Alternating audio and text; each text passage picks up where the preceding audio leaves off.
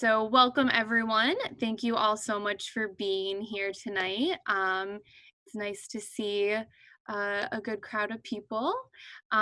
You are here for our Zoom webinar, Let's Talk About Race. My name is Nicole Martin, and I'm one of the Adult Services Librarians here at Rocky River Public Library.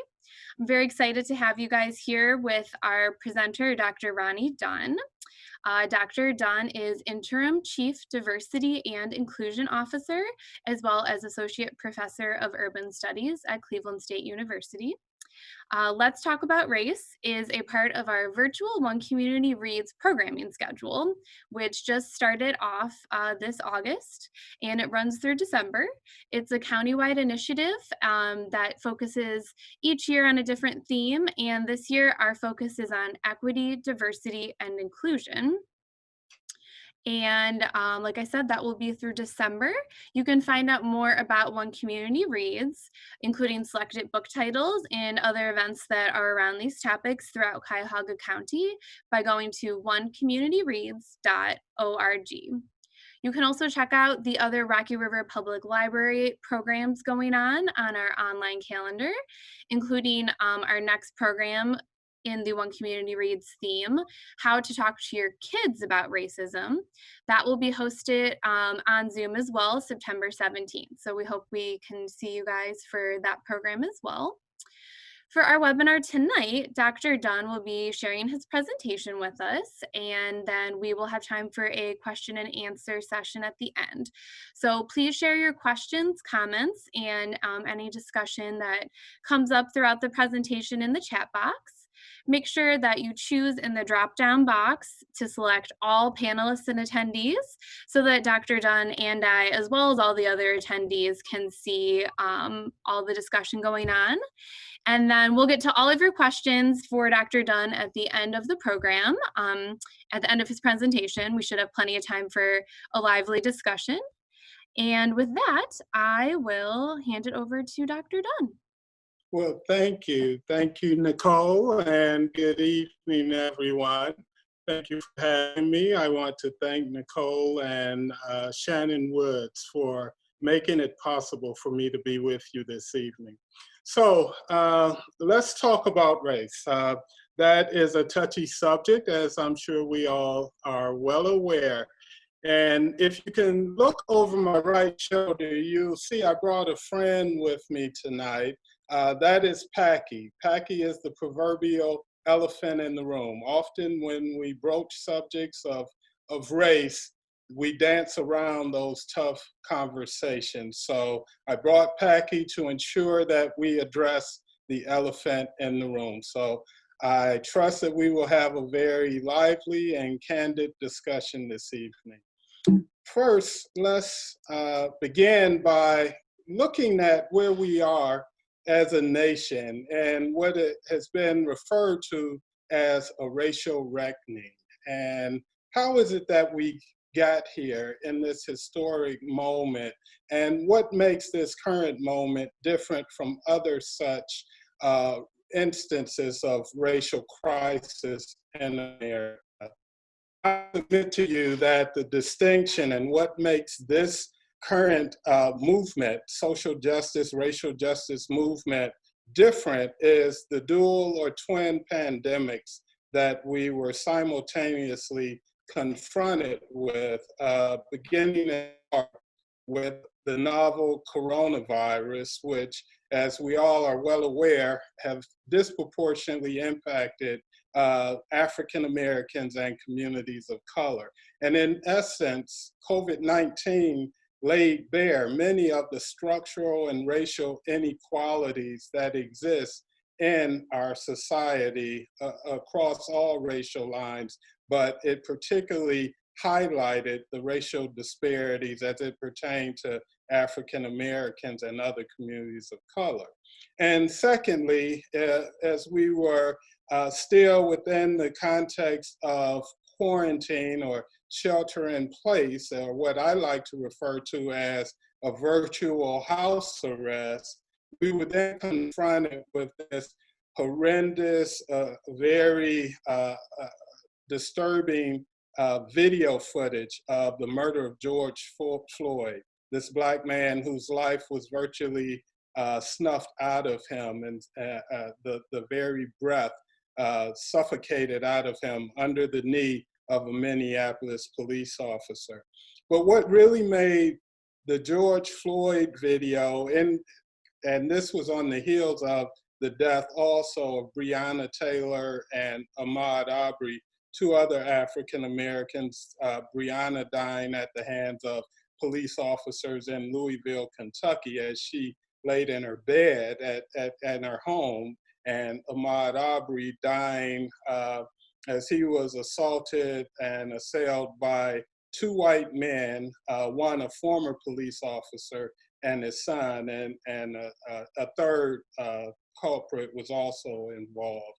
And this is but the latest example, or they are the latest victims in a very long and disturbing lineage of people of color, African Americans in particular, that have died as a result of, in essence, state-sanctioned racial violence. And I say state-sanctioned because the police officers are the most ubiquitous representative or agents of the state that the average citizen has contact with, or that will intervene into the daily lives of our citizens. So how is it that we got here? As I alluded to or indicated, there's a long history. So let's take a brief look at what that history entails. So what is race? Well, the notion of race was developed during the Enlightenment period through pseudo-scientific theories that were put forth during that period in Europe and in the West. And Caroline Leonidas, in essence, laid the foundation for the biological taxonomy, which was then used to categorize humans and human beings into 5 distinct categories. The top or higher end of that hierarchy being that of the Europeanist or Caucasoid, and at the lower pole, the Africanus or the Negroid, and other racial groups in between, Mongoloids and Australoids. And the darker the group, then the supposed more inferior they were. So this was influenced social and political thinking during the time, and is the basis for the white supremacy ideology, which permeated much of the world and the globe through colonization, and as we are well aware, of slavery.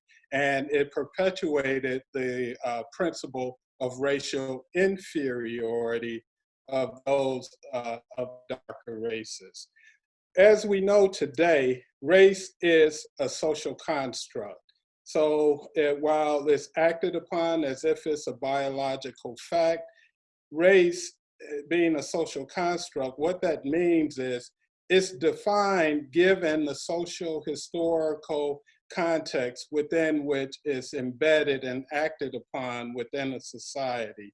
For example, I would imagine, and I can't see the guests tonight, but I'm pretty certain there are some members of Italian and Irish ancestry or background. I myself, my last name, Dunn, that's Irish. So I have Irish ancestry. I actually recently had my DNA traced through 23andMe and discovered I'm 10% European. I have 10% Irish ancestry, European. Well, from there, no, I'm sorry, Irish. So if you think about those of Irish or Italian background, how were your ancestors that might immigrated to the US, how were they perceived? If you know of that history of the immigrants as they came over, they were seen as a distinct race. They were not seen as part of the larger Northern European core culture, white population of America. And relative to African Americans, in America, there's this concept that social scientists refer to as hypodescent. And that is, in essence, a rule that was applied during slavery to ensure and distinguish people of African ancestry that weren't misidentified or intermingled with the white or European population. And in that sense, it resulted in what was referred to as the one drop rule. So in essence, if you had one drop of Black blood, or I think 1/8 of Black blood, you were considered Black. So that was to avoid any ambiguity or any misidentification of the races.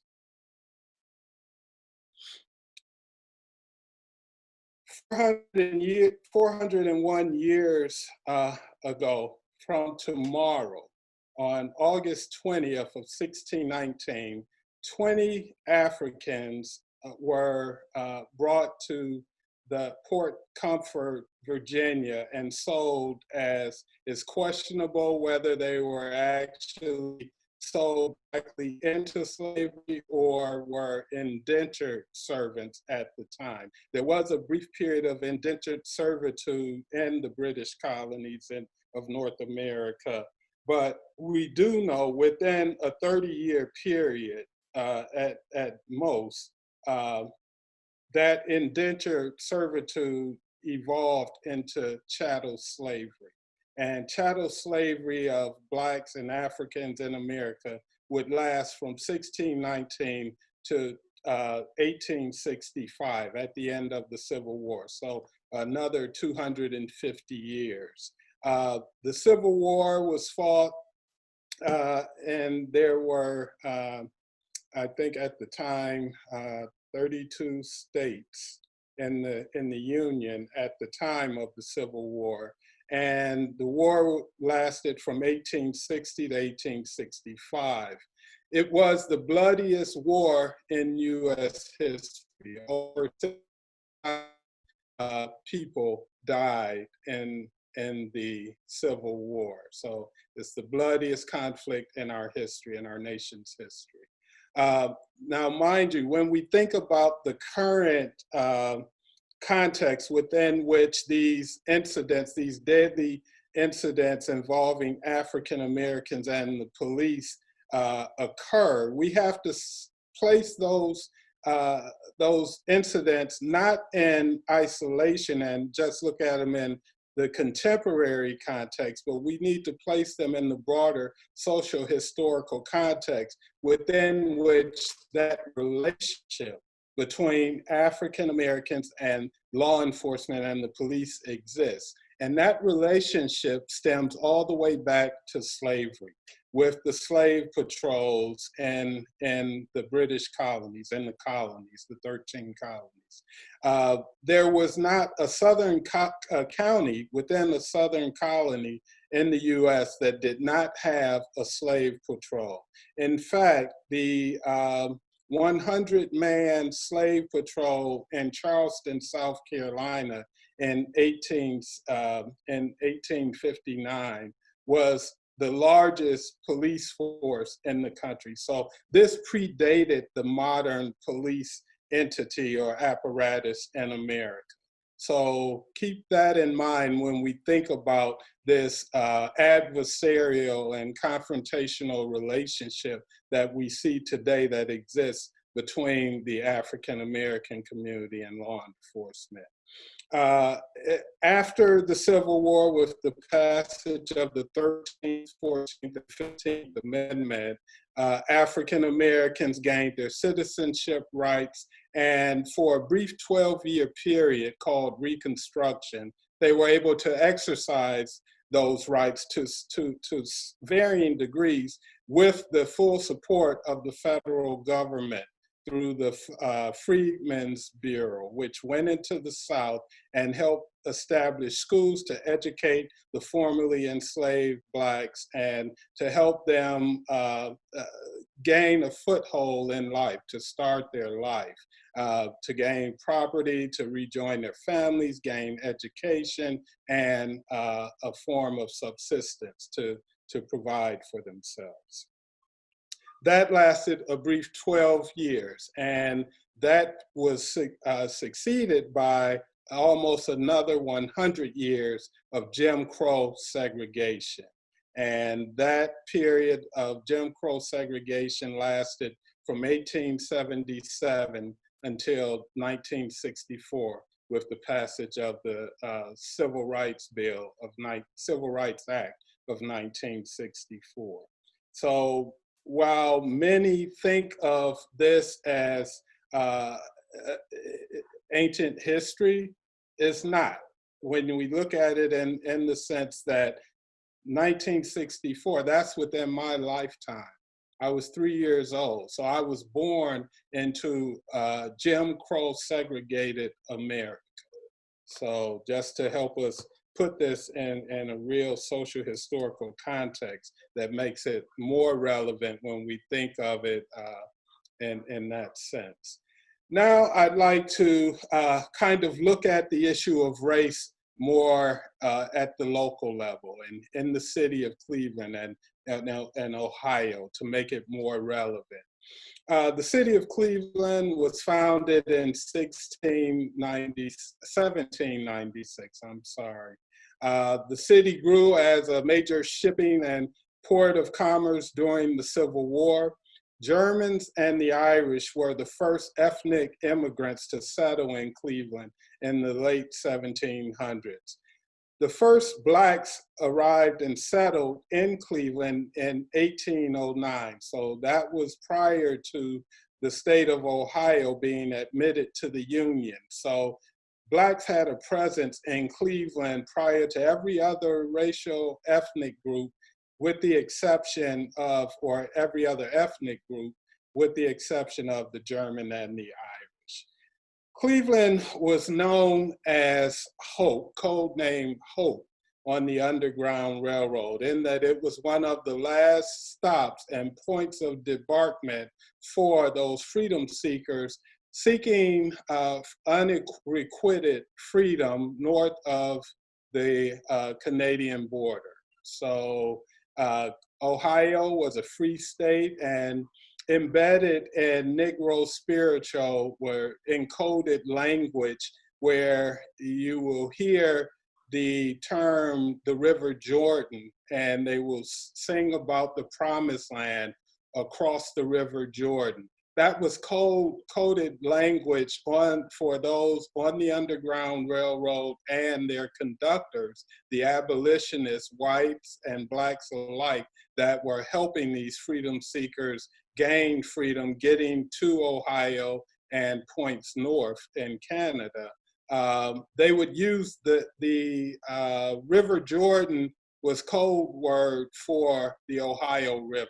So Ohio was sanctuary, was safe ground, sanctuary, although the Fugitive Slave Act enabled slave owners and trackers to come into Ohio and other free territory and try to retrieve what was at that time technically the property of those slave masters and return them to slavery. I'm sure most of you are probably familiar with the Grammy or Emmy award winning, Oscar award winning movie 12 Years a Slave. Well, that it tells the story of a free man, how a free Black was stole and sold into slavery. So that was part of the Black market economy during slavery. Even slaves that had bought their freedom were once again being captured and sold back into slavery, and freemen as well, free-born Blacks. So no African American was truly safe during this period, the antebellum period. So, and speaking of Cleveland as this code name Hope, I would highly recommend there's a real local treasure that many of Clevelanders aren't aware of, and that is St. John's Episcopal Church on West 25th and Church Street. It is a landmark, a historical landmark, as uh, uh, uh, safe house on the Underground Railroad. And actually, in the bell tower, slaves would be hid, runaways would hide, be secreted there to hide in the bell tower, in the basement, and the sanctuary.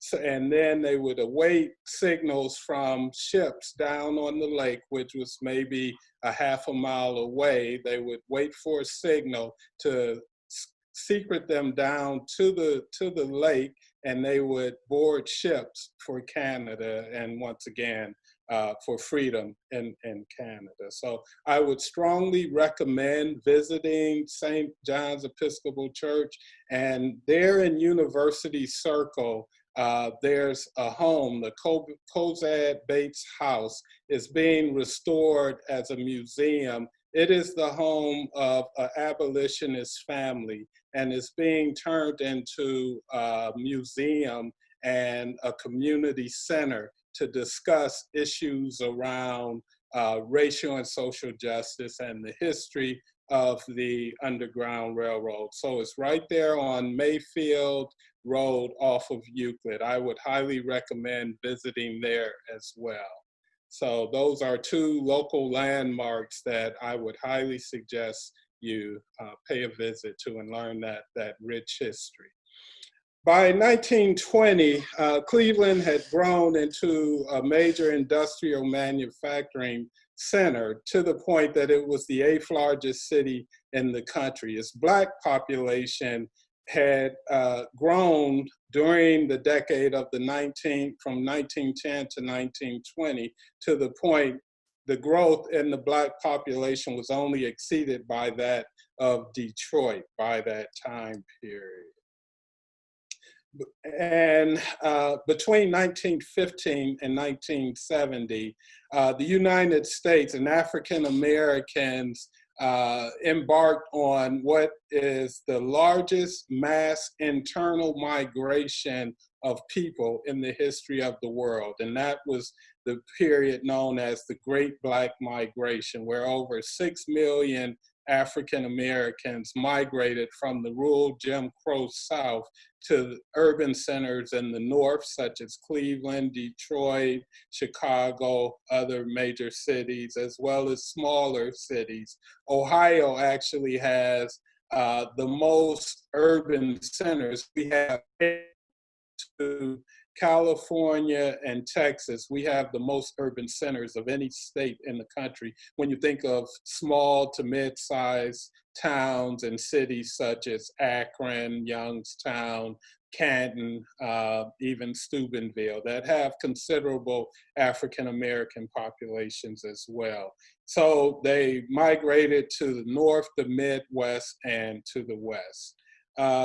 The 2 world wars served as peaks or catalysts for the migration. Even during the Great Depression, the migration waned. It waned, but it did not terminate. It continued consistently over a roughly 60-year period. But the peak periods were around the world wars, and that the wartime economy served as a pull factor for Blacks fleeing the racial oppression and violence and lynching in particular in the Jim Crow South.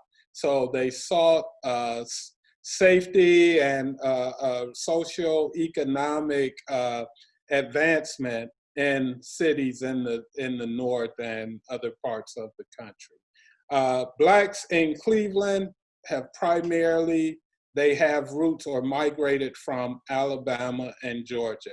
To this day, in my class, I always ask, and I've done this for over 15 years, I'll ask I'll ask the African Americans in the class how many have roots or their families have have roots in Alabama or Georgia. And it never fails. The majority are one from Alabama, secondly, Georgia. The next two states would be the upper southern states of Tennessee and West Virginia, border states to Ohio. During the Great Migration, Blacks primarily followed the rail lines due north. So the migration patterns primarily were along the rail lines or the not developed, but the roadways at that time. We didn't have our interstate highway system isn't what it is today. It was that was built during the 40s and 50s, but prior to that, they still followed the roads and rail lines pretty much due north. Along the eastern seaboards, my family, for example, are from North Carolina. The majority of my family migrated straight up the eastern seaboard from DC all the way up to New York, Connecticut, and some up to Boston and Massachusetts, Springfield, other parts of Massachusetts. My family, my parents followed an aunt and uncle that had come to Cleveland for jobs, for employment purposes. So I'm somewhat of an anomaly in that sense, but once again, and it just as in Chicago, the majority of Chicagoans, Black Chicagoans, have roots in the Mississippi Delta region. So those are some patterns you can find when you go to various cities and inquire, and you will likely find that many of the African American population have roots in southern states pretty much directly due south. Racial segregation was limited in Cleveland prior to World War I. So at the time, there was not any identifiably Black neighborhoods. Blacks lived in the midst of other white ethnics, particularly the later immigrant groups, the Italian and the Jews, for example. And by 1930, the Black population in Cleveland had reached 72,000. So as the Black population grew, we began to see the racial segregation lines solidify and hard. The success of immigrant groups coming into Cleveland, primarily their point of entry or the neighborhood within which they first moved and resided was what is today the central neighborhood. It was at the time referred to as the old Haymarket district. And that was the area southeast of Public Square, going up Woodland along Orange Avenue where the post office is today, up to East 55th and over to Euclid. So those are the boundaries pretty much of the central neighborhood today. But as the immigrants, the Irish, Italian, and Jews came into Cleveland, that is the area it was referred to as the Haymarket district, within which they initially resided. As each of those groups climbed the socioeconomic ladder in the city and began to progress, they moved outwards, and many moving out further east or west. Now, the Black experience, they too were caught in the old Haymarket district, which then became the central neighborhood. But their experience diverged from that of the European immigrants that had preceded them, in that they were racially segregated to the central neighborhood through various means, which included both racial intimidation and violence and blockbusting or racial steering. There were racial covenants, for example, that were on deeds to properties, and you can still see these racial covenants on the deeds of some properties in Cleveland and Northeast Ohio that restricted the selling of a home to both Jews and African Americans. So there were various means used to confine and restrict Blacks in particular to, at that time, the central neighborhood. But as the city became, the population continued to grow and they became overcrowded, it then spilled over into the Huff neighborhood and Glenville. Now, Blacks pretty much succeeded Italians and Jews in their migration patterns. So as the Italians and Jews would move further out, as those neighborhoods turned over, Blacks would succeed them and move in. The first public housing, and Central became the first identifiably Black neighborhood, or over time, due to disinvestment and overcrowding and blight, which led to blighted conditions in the area, the first identifiably Black ghetto in the city of Cleveland. It also was the site of the first public housing in the country, not just in the city or state of Ohio. In 1933, the old Cedar Estates on Cedar Avenue, just off East 22nd, that was actually the first public housing built in the country. There have been several noted Blacks that that lived in Central. Jesse Owens, the Olympic track star of the 1934 Berlin Olympics, the four-time gold medal winner in track and field. The Stokes brothers, Lewis and Carl Stokes being the first African-American mayor of a major US city when he was elected mayor in Cleveland in '67, and his brother Lewis, the late congressman who was the first Black congressman from the state of Ohio. They grew up in Ocolate Estates, which also was public housing located there in the central neighborhood. And Harrison Dillard, another Black Olympian, gold medalist in track and field. And the late Judge Jean Merle Caper, she was the first African-American woman elected to city council, and I think the first African-American woman judge in the state of Ohio. And she died at I think Judge Capers passed away maybe 2 years ago, and she was 102 years old, if I'm not mistaken, and very, very vibrant up until the very end.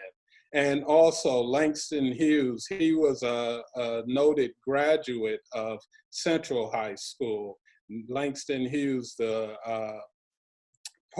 noted poet of the Harlem Renaissance. He graduated from Central High, and actually I just received a yearbook that someone sent me from Central High that has a picture of Langston Hughes in it as one of their famous alumni. By the year 1940, 90% of Cleveland's Black population, which stood at 87,000 residents, lived in a 4.5 square mile area in the central neighborhood. So as I stated, as this overcrowding continued, it then expanded out into the Huff and Glenville neighborhoods. Cleveland, unfortunately, has the dubious distinction of being one of the most racially segregated cities in the country, and we have maintained that that status for some time throughout various census. And primarily, we're racially segregated along a Black East, white West racial divide. And it's not as stark as it were prior to, I would say, the 1990s, but it still pretty much falls along those racial lines. And that's even at the county level. The majority of Blacks are on the east side of the city and the county, and the inner ring suburbs on the eastern side, eastern inner ring suburbs, where whites are primarily concentrated west, and the surrounding suburbs, both east and west, outer ring. And we have a small but growing Hispanic population on the lower west side, and a small Asian community and population growing on the near downtown in the Asian Plaza area of downtown. Our federal government was complicit in creating what I refer to as chocolate city and vanilla suburbs. And these are the racially segregated patterns that you will find across urban America through federal housing policies, through the FHA and the VA home loan program. 98% of all recipients of federally funded or backed mortgage loans between 1934 and 1968 were white. Only 2% went to African Americans and other people of color. And the banking industry and mortgage loan industry also contributed to this racial segregation through redlining. And that is where the banks would draw literally a red line around a map, and within which they would not give loans to the residents, the Black or brown residents in those areas. So that created disinvestment where homeowners, those Blacks that were able to buy a home, if you can't get a loan to do for home improvement and the upkeep of your properties over time, that will lead to blight. And that is what created some of the conditions, the ghetto conditions as they're referred to, in Cleveland and other urban areas across the country. The Federal Highway Administration also played a role in that.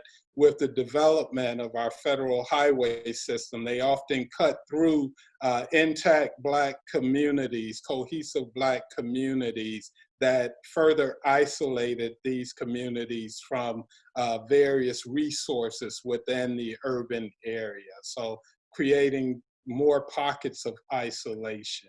And then there was the Federal Urban Renewal Program, which was also referred to as Negro removal, which was intended to address blight in urban areas by the demolishing of blighted properties, which were to be replaced with new, more livable housing, affordable housing. Well, in the country, over 126,000 housing units were demolished during the 50s and 60s under urban renewal, and less than 28,000 housing units were replaced. So this displaced intact Black communities writ large. And then Cleveland, once again, held the distinction of clearing more land under urban renewal than any other city in the country.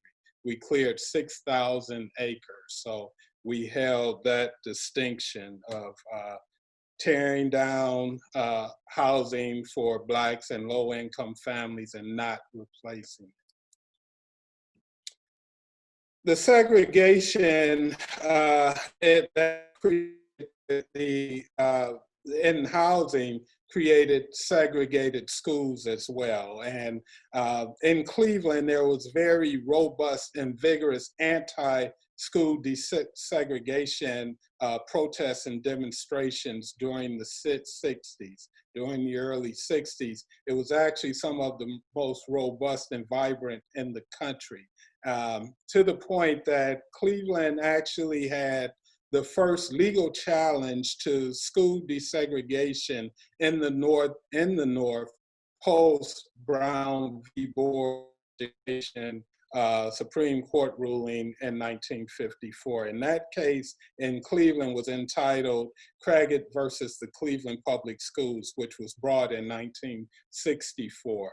the late Congressman Lewis Stokes was the lead counsel for that case. And while the courts upheld the patterns and did not side with the plaintiffs, it did lay the groundwork for the subsequent school desegregation case in 1976, which was successful, or 73, which led to the desegregation efforts in Cleveland. CORE, the Congress of Racial Equality, led many of these protests in Cleveland against school segregation. And the thing is, at the time, the school superintendent, Paul Briggs, he undertook a massive school construction project. So he was, or campaign, he was building new schools both on the east and west side of the city, but even on the east side, the way he built them, it reinforced the segregated patterns of the schools. So that was the legal basis for the later challenge to school segregation. Now, these protests, the strategies that CORE would use were these demonstrators, both Black and white, these were interracial groups protesting school segregation. They would go to these construction sites and lay their bodies down as barriers to disrupt the construction of the school. So laying in front of heavy equipment. Well, on April 7th, 1964, Reverend Bruce Clunder, a white Presbyterian minister who was the vice president of CORE, he was crushed by a bulldozer at the Lakeview School construction site.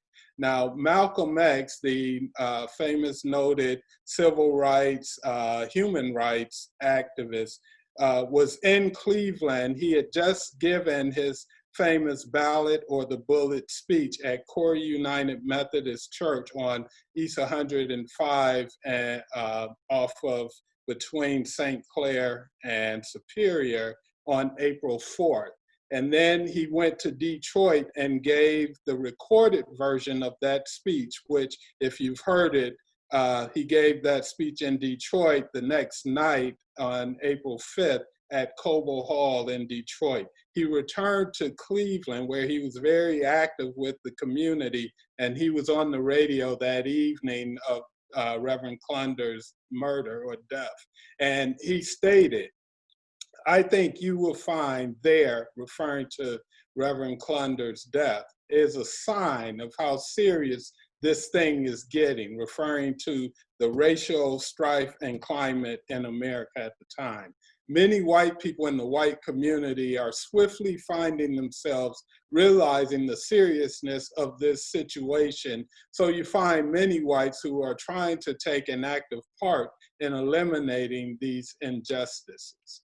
And once again, that speech that he gave, though on April 4th, Ballot or the Bullet, that helped to mobilize the Black vote in the city of Cleveland. I don't think people have a full appreciation for the relevance of Cleveland relative to Black civil rights and racial progress, particularly during the 60s. It was a very progressive community. I argue the most progressive Black community in the country at the time. And I say that because the fact that Cleveland was able to elect Carl Stokes mayor in '67 at a time where Blacks were only 37% of the population. So it took a multiracial, broad-based coalition in order to do that. And but what happened,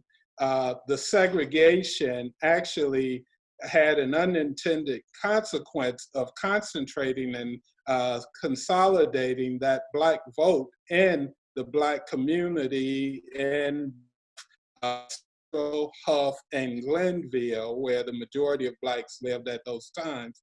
And it mobilized the Black vote to the point that Stokes had run for mayor in '65. Many aren't aware of that. at the time, the mayor's term was 2 years. The mayor's term in office was only 2 years. So Stokes ran in 65 and narrowly lost. He only lost by 2,500 votes. But that let them know with a little more effort and mobilization and get out the vote, they could effectively elect a Black man mayor in 67. So a year to the date that Malcolm X stood in the pulpit at Corey and gave his historic Ballot or the Bullet speech, Dr. King stood in that same pulpit in 1965, April 4th, and he was there to raise funds from having just been jailed in Birmingham, Alabama, where he wrote his famous letter from a Birmingham jail. So he came to Cleveland to help raise funds for his and other civil rights workers and protesters' defense back in Alabama. And at the time, and I pointed out that Cleveland has such a large Black population with roots in Alabama, it's actually referred to as Alabama North. And Dr. King was a frequent presence in the city of Cleveland during that time period. He had helped initiate a voter mobilization drive in 66, which ultimately helped contribute to Stokes' election in 67. Mind you, during that time, the conditions in the Black community were still so dire and continuing to deteriorate to the point where the deplorable housing, education, unemployment, high unemployment, poor quality of healthcare, high crime and high unemployment and crime, as coupled with and compounded by acts of police brutality, which was rife and rapid during that time period, it led to racial riots in Huff and in 1966. Now, the Huff riots actually served as a catalyst for Stokes' election in 67, in that the white business community saw his candidacy as an insurance policy against future racial unrest. So they backed Stokes, and once again, with the broad multiracial coalition, they were successful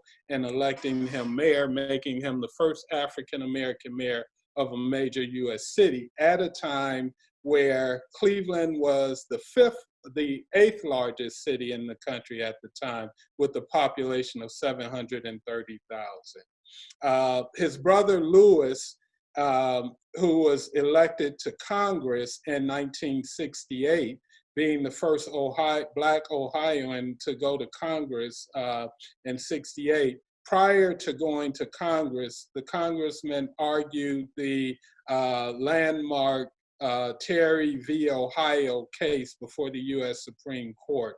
Now, that case and another case, which both pertain and deal with race, and emanated out of the Cleveland Police Department, are germane to the issue of racial profiling and stop and frisk, two of the critical issues that are at the center of many of these contentious and volatile encounters that we see today between African Americans and the police. So the Terry v. Ohio case and Mapp v. Ohio, they define the parameters by which the police can now search a person, a citizen on the streets, and search their person.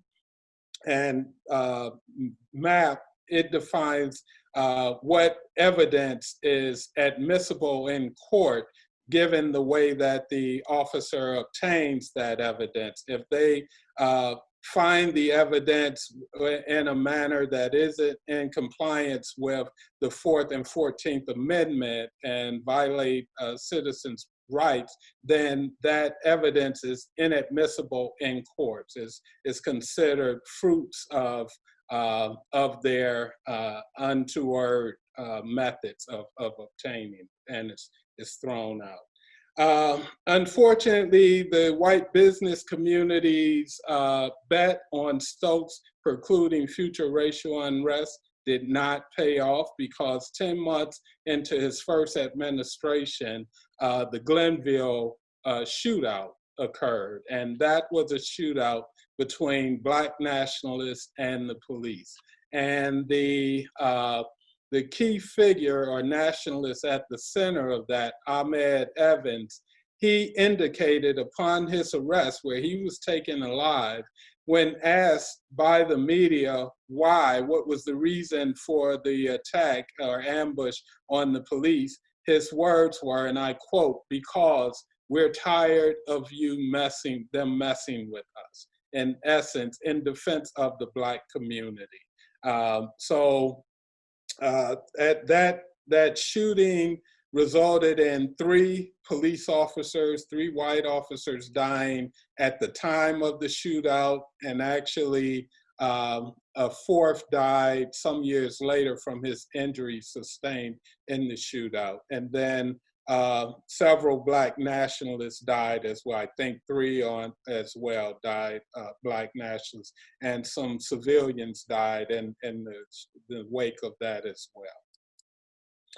Here, I'd like to briefly show a video clip of Congressman Stokes. This is an interview I conducted with the congressman about 1.5 years prior to his death, on the night of his brother's election as mayor in 1967.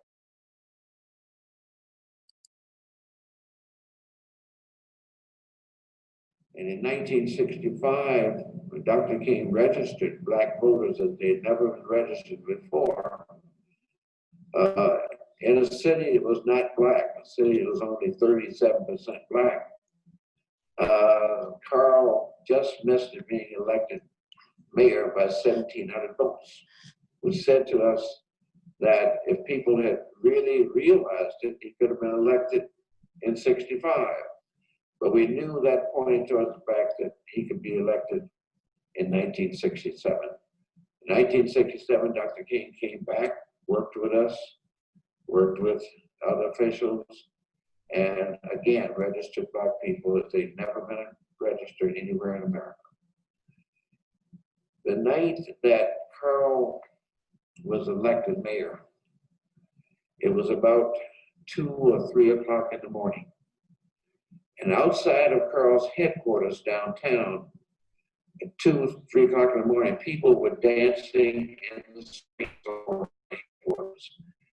And about that time, it was decided that Carl would go down and greet these people. He had waited that long because all night, the vote had gone back and forth. And so we weren't sure he had actually won until about 2:30 in the morning. And when they went down, it was decided Dr. King would remain upstairs and not go down, so as not to take any of the glitter off of Carl's victory. So Carl came to me and asked me if I would stay upstairs in the headquarters with Dr. King. So the 2 of us sat up there, everyone else went downstairs with the TVs and the people and everything were. And we talked. And in that conversation, he talked of what Carl's victory politically meant to political progress of Black people in America. And this is the time he said to me that in spite of this great achievement, he said, we still have to achieve economic parity. He said that no racial group in America has been able to achieve parity in the society without having both economic and political parity in the society. I find that I'm so blessed to have had the opportunity to record that interview. Those words and that moment, just so profound. To be there in that room at that historic moment in history and to hear Dr. King's words. That would be one of the highlights of my career as an academic, getting that interview. Well, looking at race relations and community relations in Cleveland and nationally today. Today, Cleveland is Black city. It's a majority minority city. Blacks are approximately 51% of the population, yet our police department is 67% white, 22% Black, and 9% Hispanic. We've had 3 African-American mayors, including the current Frank Jackson, which is in his unprecedented 4th term. And we've had 3 African-American chiefs of police, one being a female, Mary Bounds, under Mayor Michael White. Most mayors since Stokes have had their challenges with the Cleveland Police Department, regardless of the race of the mayor. The late Senator and former Mayor George Voinovich, he established the Civilian Police Review Board in 1985. This was at a time where Cleveland was one of only 20 cities in the country to have a civilian oversight mechanism. And we have one of the oldest and longest standing in the country, where there are currently 165 oversight mechanisms out of the 18,000 law enforcement agencies across the country.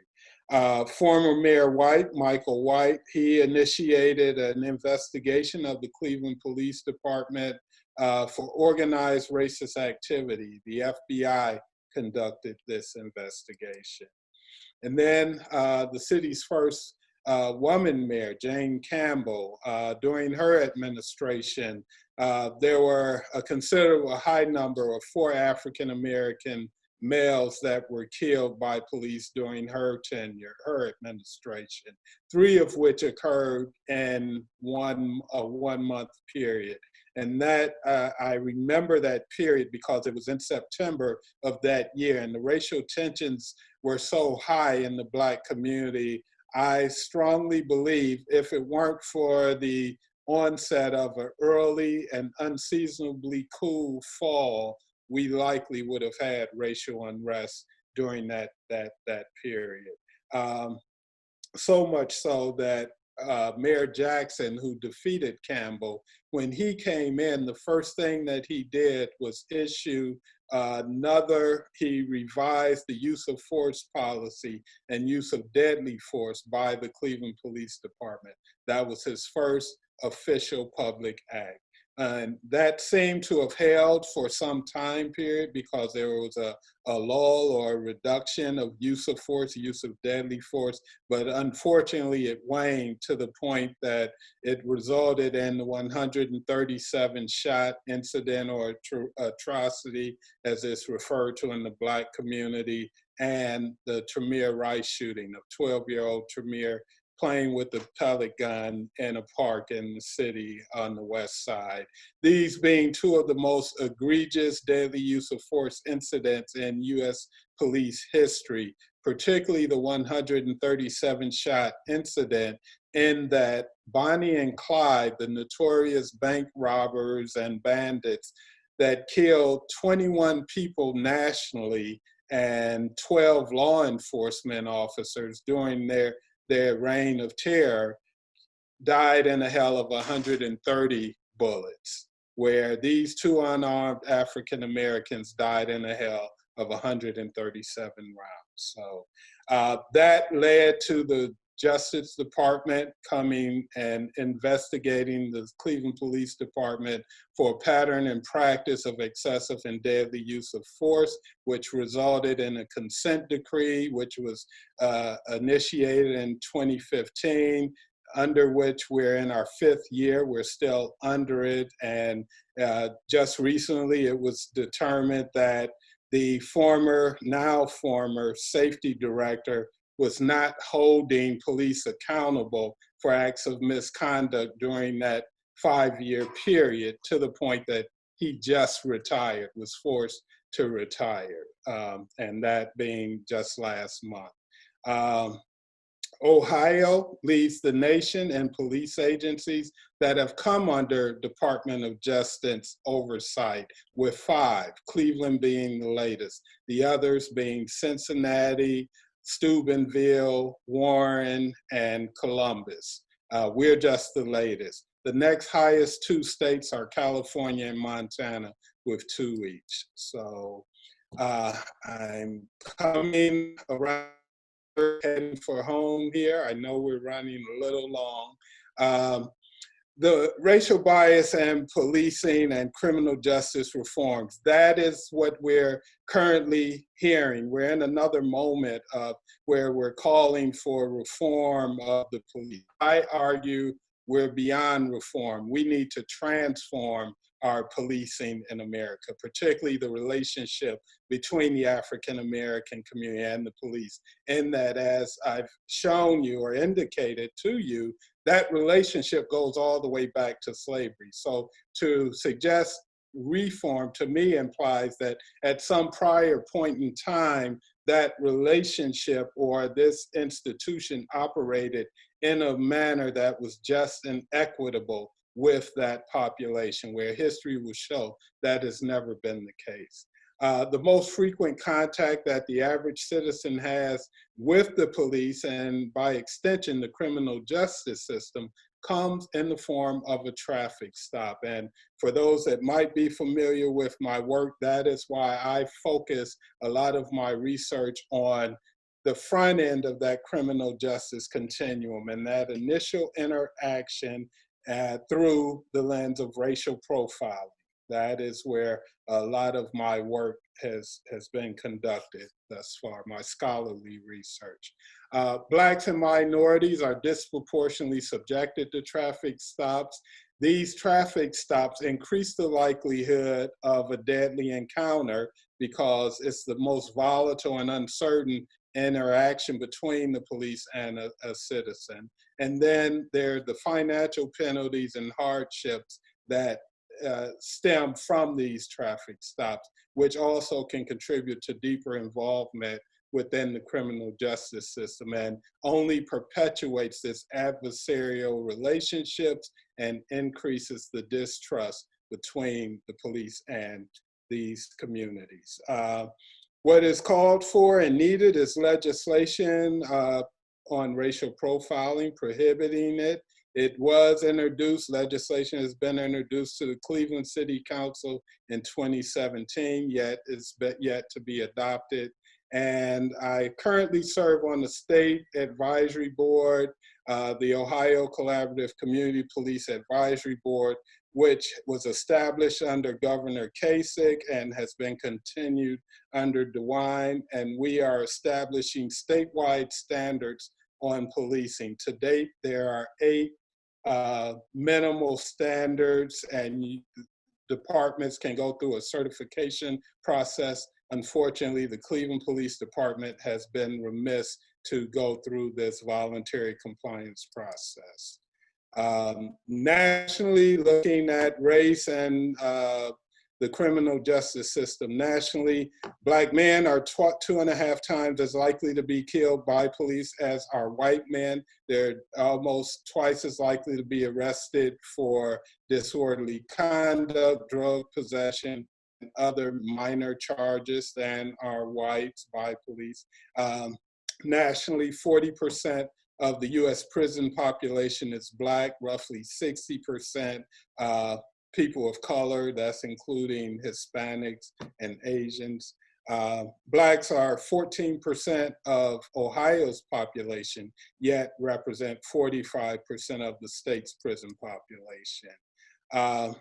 Many compare the current racial climate in America to that of the late 1960s, and preeminent policing scholar Samuel Walker observes that race continues to play a central role in police brutality in the US, and the problem of police abuse is primarily a problem of race relations, which I concur with wholeheartedly. I do have another video clip here, but in the sake of time, I can forego that. I'll leave that to the preference or discretion of the audience.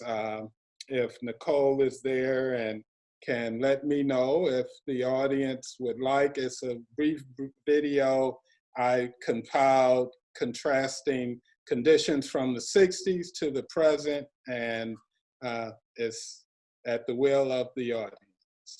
Thank you, Dr. Dunn. Attendees, I know everyone has their own schedules, but would you mind putting in the chat if you would be interested to see Dr. Dunn's video? Yes, yes. I vote yes as well. Yes. Okay. Yes. Looks like let's go for it, Dr. Dunn, and then we'll get to our questions. Very good. Thank you, everyone. Thanks so much.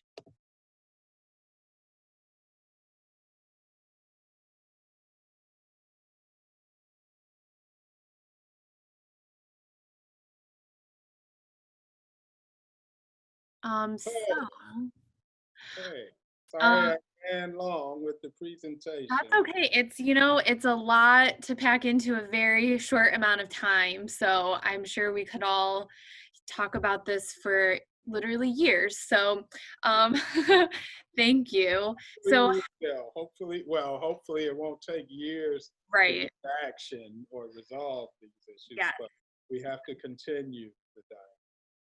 So if everyone is okay with maybe like 15 minutes for our question time, then we can wrap up at 8:30 if that works for you. Sure, that's fine. Okay, awesome. So we did get one submitted earlier that was from Faith. So if anyone else has questions while we're tackling this first one, just put them in the chat. But Faith had said, she shared she is a Black member of a new suburban Black Lives Matter group. Recently, an outspoken white member's personal family information was shared on a Facebook thread, which is also known as doxing. If a racist white person is willing to dox a white person, it isn't a stretch to believe they might dox or worse, a Black person. Our group's goal is to amplify Black voices by making sure Black people are in leadership roles and the group's work is informed by Black voices. So the question is, how do we do that and protect Black people from the harm of doxing or worse? Or do you recommend that white people serve in those roles while Black people govern the agenda? That's a very good question. Now explain to me this term doxing. Is that, can you explain that again? Yeah, so I think it's just a term that is used when someone maliciously shares someone's personal information, like address or something online. Yes, yes. Well, unfortunately, that is one of the tactics or risks that people doing social justice advocacy work encounter. They subject themselves or are open to all types of malicious acts. I have personally experienced so many type of racial hate communications that I've received, threats, things of that nature. I personally take it as one, it's an occupational, if you will, risk or hazard. It comes with the work, but I don't shy away from it. And truthfully, I see it in a sense as acknowledgement that I'm obviously doing something right because, so in a sense, I take it as a compliment. Most recently, I actually had one of the most egregious threats I received was since it was at the advent of the COVID-19 pandemic, and when the attorney general, not the attorney general, surgeon general instructed us to wear masks. That weekend, he issued that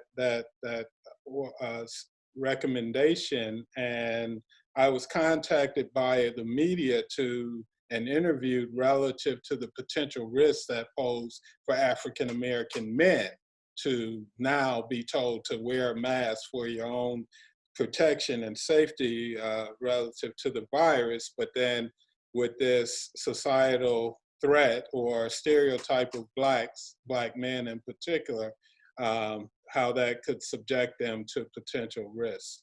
And I received an email threat after that report aired, And this individual indicated they knew where I live, and they cited a landmark near my home that let me know this was serious. They did in fact know where I was, but needless to say, I still wasn't frazzled by it. But I did report it to our chief of police, who then turned it over to the FBI. So you have to take these type of things serious, but you can't let it deter you.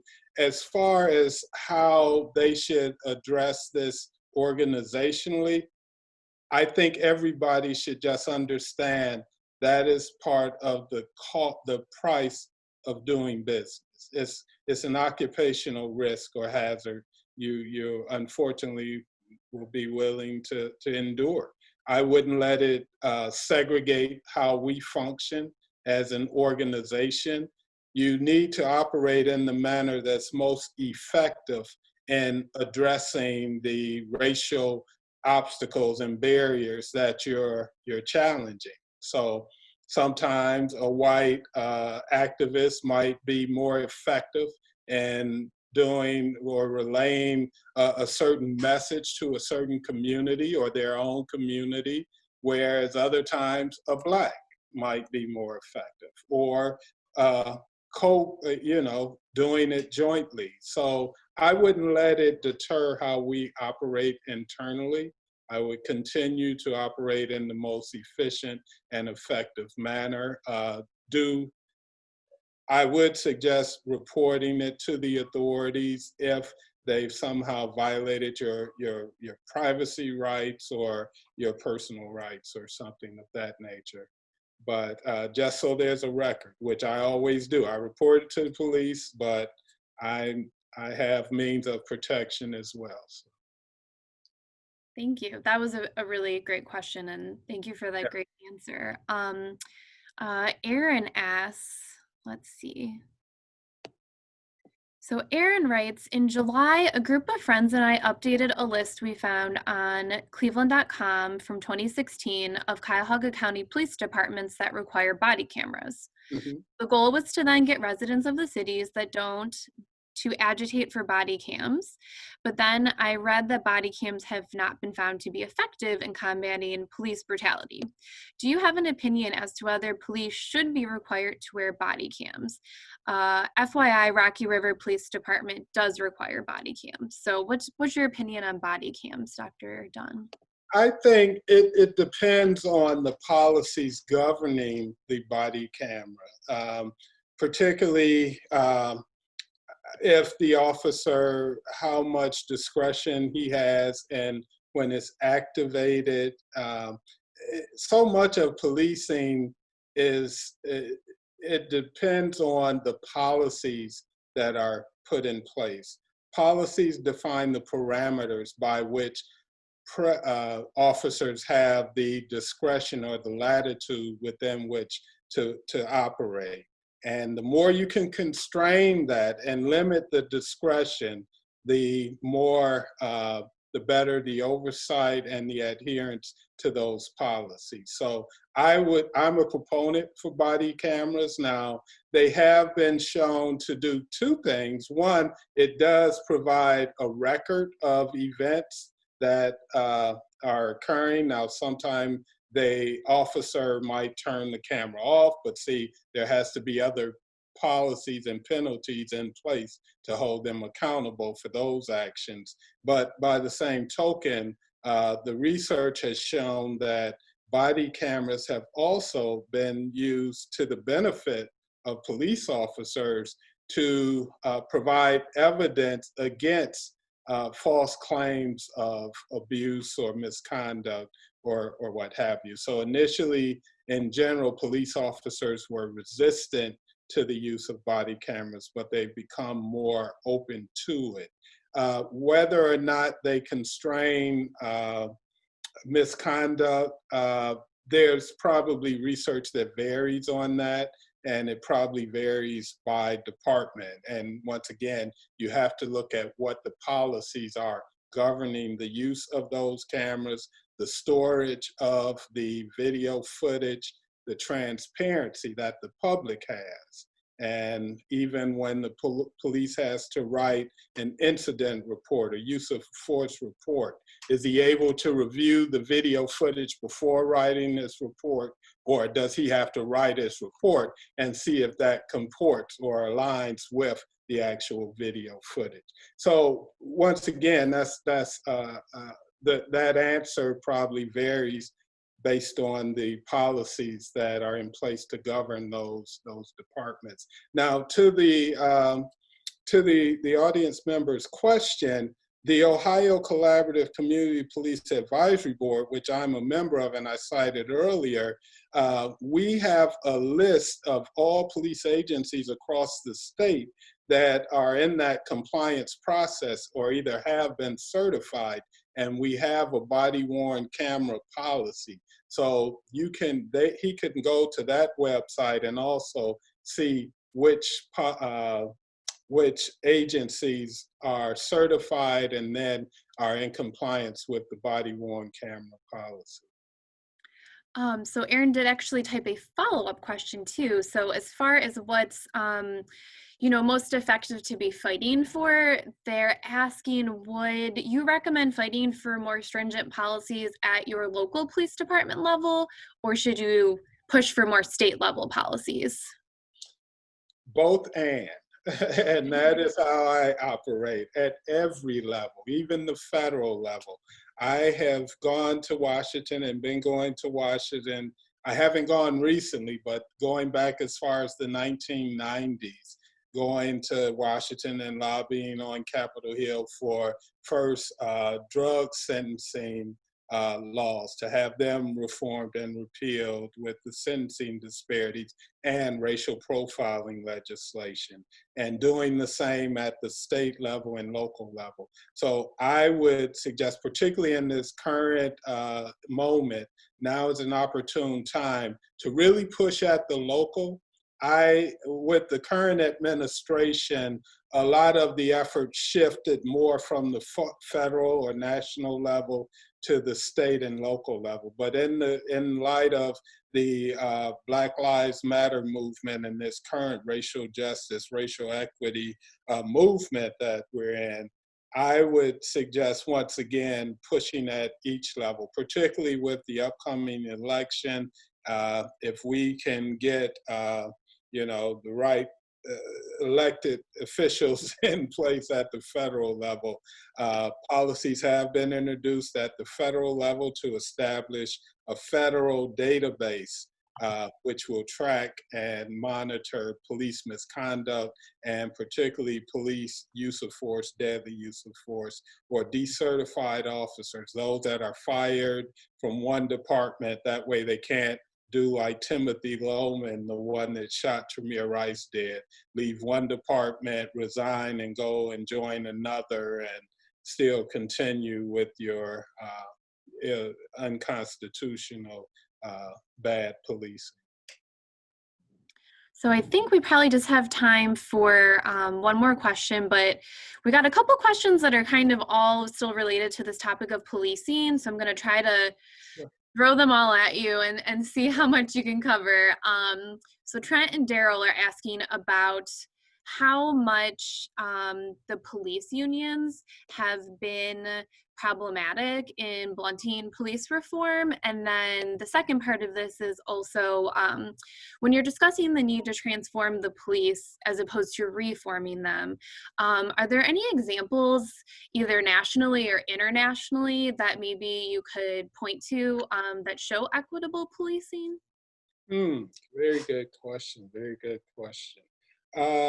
Well, on the first question, I'm sorry, can you repeat the first part of the question? Yes, yeah, I threw a lot at you. How problematic have police unions been in the reform efforts? Extremely problematic. Actually, police unions evolved out of the demands of the civil rights movement in the 60s. So prior to that, there were not police unions throughout policing throughout the country. They actually grew and evolved in response to the demands of the civil rights movement and the demands for greater civilian and community oversight of the police. Actually, one of the images that was shown there in the video that I showed at the end was of the mission statement and the history from the Cleveland Police Patrolmen's Association, and they explicitly cite the Glenville riots as the origins of their organization, of their establishment of the police union. And as we are all well aware, they have been antithetical to every reform effort that has taken place in this country now, I mean, in this city, and as well across the country. So unfortunately, the police unions, while I'm pro-union, they operate in a way that is anti, it goes against what true policing should be about, and they try to defend the indefensible rather than holding their own accountable. And therein, I think they would be able to truly, you know, bond, build, and improve that relationship with the African American and communities of color, impacted communities. As far as examples of police departments that have been transformed, you know, we've heard a lot of this defund the police movement.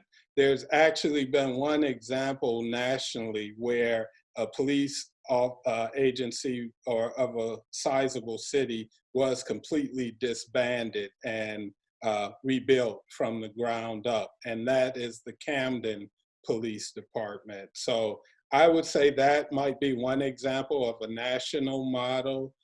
Believe it or not, the Cincinnati Police Department, they actually were viewed as a model for community-oriented policing as a result of their the consent decree that they had. And we tried to, as best we could, implement and model the consent decree here after what was done in Cincinnati to the extent we could, but the administration wasn't, and the parties, both the DOJ and the administration, weren't as open and amenable as they were in Cincinnati. So we weren't successful in getting all of the components that they had there. But those are two examples that come to mind.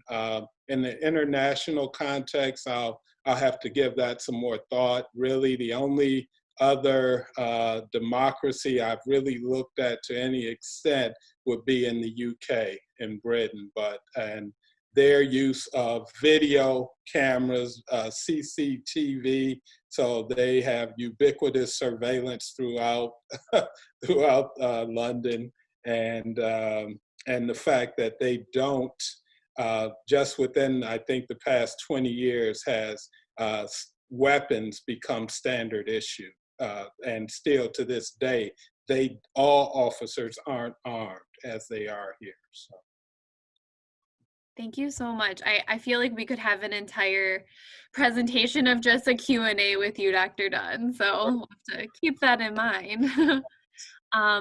So everyone is just commenting on what a great presentation this was. Thanking you, Dr. Dunn, for this. It was really amazing. So thank you so much. And thanks for taking the time to talk with us today and bringing your elephant in the room with you.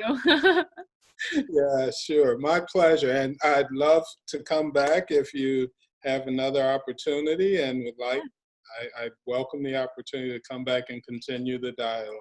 Great. Well, thank you so much. And I said this in the chat, but I'll say it again here. I really hope that everyone continues this conversation in their communities, with friends, with neighbors, and that we can keep this discussion going throughout the year around One Community Reads, but just, you know, in our general lives, let's keep these thoughts going. So Yeah, thank you so much.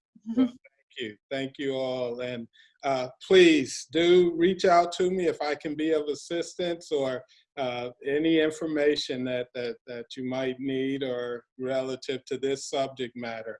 by all means. I'm at Cleveland State, and you can readily locate me. So, Thank you so much.